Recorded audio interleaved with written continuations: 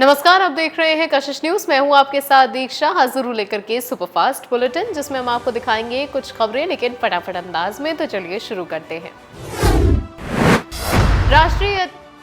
राष्ट्रीय लोक दल के राष्ट्रीय अध्यक्ष पूर्व केंद्रीय मंत्री चौधरी अजीत सिंह की मृत्यु 6 अप्रैल 2021 को हो गई थी और उनकी आत्मा की शांति के लिए राष्ट्रीय लोक दल ने संपूर्ण प्रदेश में हवन और साथ ही श्रद्धांजलि सभा का आयोजन किया।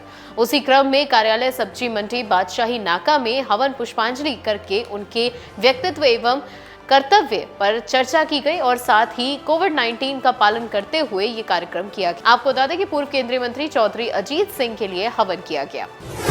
कोविड नोडल अधिकारी टी वेंकटेश के दौरे का आज तीसरा दिन है।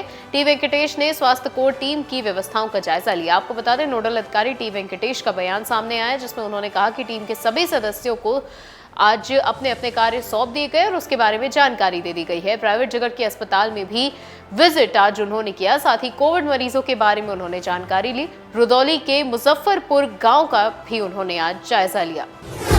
प्रदेश भाजपा अध्यक्ष श्री आदेश गुप्ता ने आज एम्बुलेंस और साथ ही शव वाहन की शुरुआत करते हुए ये कहा कि कोरोना काल में दिल्ली की केजरीवाल सरकार आमजन को जरूरी सेवाएं देने में भी नाकाम रही है, लेकिन भाजपा द्वारा लगातार सेवा ही संगठन है के अंतर्गत निस्वार्थ भाव से तमाम सेवा कार्य किए जा रहे हैं। साथ ही पार्टी के पूर्वांचल मोर्चा जन सेवा के लिए एम्बुलेंस और साथ ही शव वाहन सेवा पूर्णतः निःशुल्क रहेगी।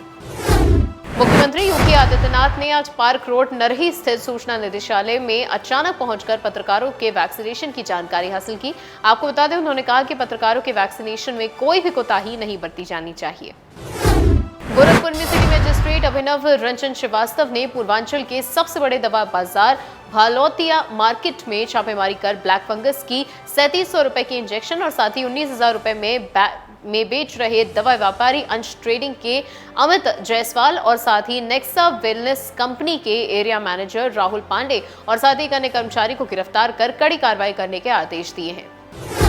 गोरखपुर में वरिष्ठ पुलिस अधीक्षक के निर्देश पर कोविड-19 संक्रमण के बचाव के दृष्टिगत कोरोना गाइडलाइंस के पालन हेतु महिला थाना प्रभारी अर्चना सिंह ने लॉकडाउन का पालन कराने हेतु शहर के विभिन्न क्षेत्रों में सघन चेकिंग अभियान चलाया। अनावश्यक रूप से और साथ ही बिना मास्क के घूम रहे लोगों का चालान किया गया। कोविड नियंत्रण को लेकर के डीएम अनुज झा का बयान सामने आया। जनपद में कोविड के केसेस कम हो गए हैं, लॉकडाउन का असर यहां पर हुआ है, साथ ही लोगों ने कोविड प्रोटोकॉल का पालन किया है, लोगों ने मास्क लगाए हैं और इस वजह से कोविड मरीजों की संख्या कम हो गई है। लेकिन ये मानना कतई ठीक नहीं होगा कि बीमारी खत्म हो गई है, अभी दोगुनी सावधानी बरतनी जरूरी है। दिल्ली में कांग्रेस महासचिव प्रियंका गांधी वाड्रा ने पोस्ट किया। यूपी में कोरोना टेस्टिंग पर उन्होंने साधा निशाना। आपको बता दें, उन्होंने कहा कि 32 लाख आबादी पर हर रोज 800 टेस्ट होते हैं, रोज मात्र 800 से 1000 आरटीपीसीआर टेस्ट हो रहे हैं और साथ ही बिजनौर की 32 लाख ग्रामीण आबादी है। कम टेस्टिंग तीसरी लहर को आमंत्रण दे रही है और जिले में प्रतिदिन 4 से 5000 आरटीपीसीआर टेस्ट होने चाहिए। क्या उत्तर प्रदेश सरकार तीसरी लहर के लिए रास्ता बना रही है? दिल्ली में ईडीएम से संवाद के दौरान प्रधानमंत्री मोदी ने बयान दिया। उन्होंने कहा कि वैक्सीनेशन की प्रक्रिया सरल बनानी होगी और साथ ही टीके की सप्लाई को लगातार हम बढ़ा रहे हैं। प्रधानमंत्री मोदी टीकाकरण कोविड से लड़ाई का सशक्त माध्यम बने लोग, इसके लिए भी उन्होंने लोगों को जागरूक किया। टीकाकरण पर सरकारी पैनल ने सिफारिश की है। आपको बता दें, संक्रमण से ठीक 9 महीने बाद ही टीका अब लगवाना होगा, साथ ही ठीक होने के 9 महीने बाद ही टीका लगवाना जाना चाहिए। साथ ही राष्ट्रीय तकनीकी सलाहकार समूह ने यह सलाह दी है, गर्भवती स्तनपान कराने वाली महिलाएं योग्य इसके लिए मानी जाएं। सीएम केजरीवाल ने सिंगापुर वेरिएंट को लेकर के चिंता जताई है। केजरीवाल ने ट्वीट कर केंद्र सरकार से मांग की है कि सिंगापुर में नए रूप में जो वेरिएंट आया है वो बच्चों के लिए खतरनाक है और भारत में तीसरी लहर के रूप में आ सकता है। केजरीवाल सिंगापुर के साथ हवाई सेवाएं तत्काल प्रभाव से रद्द हो और साथ ही बच्चों के लिए भी वैक्सीन पर प्राथमिकता पर काम हो।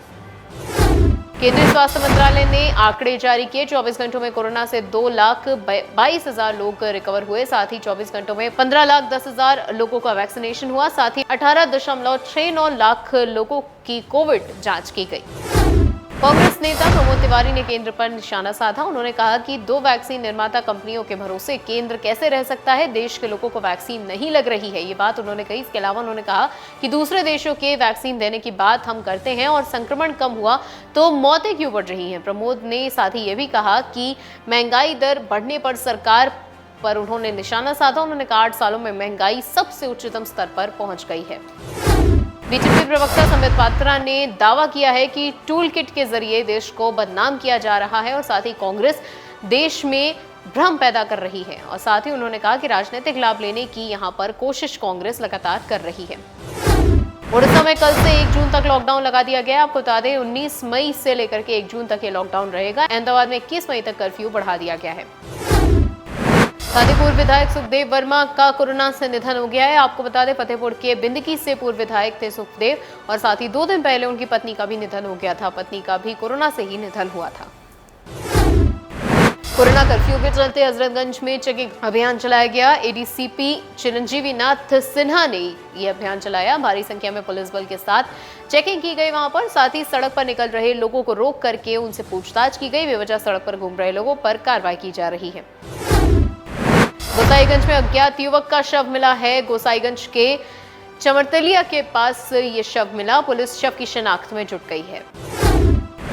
हाईकोर्ट के वैक्सीनेशन सेंटर भी सीएम योगी आदित्यनाथ पहुंचे। आपको बता दें कि सीएम ने वैक्सीनेशन सेंटर का जायजा लिया और साथ ही उन्होंने कहा कि हाईकोर्ट को भी कोविड अस्पताल दिया जाएगा। और सीएम योगी आदित्यनाथ को एएजी विनोद शाही ने सुझाव दिया है कि खाली पड़ी डिस्पेंसरीज को हॉस्पिटल बनाने का उन्होंने सुझाव दिया है। सीएम ने सहमति जताई है और साथ ही शासन को प्रस्ताव भेजने को कहा है।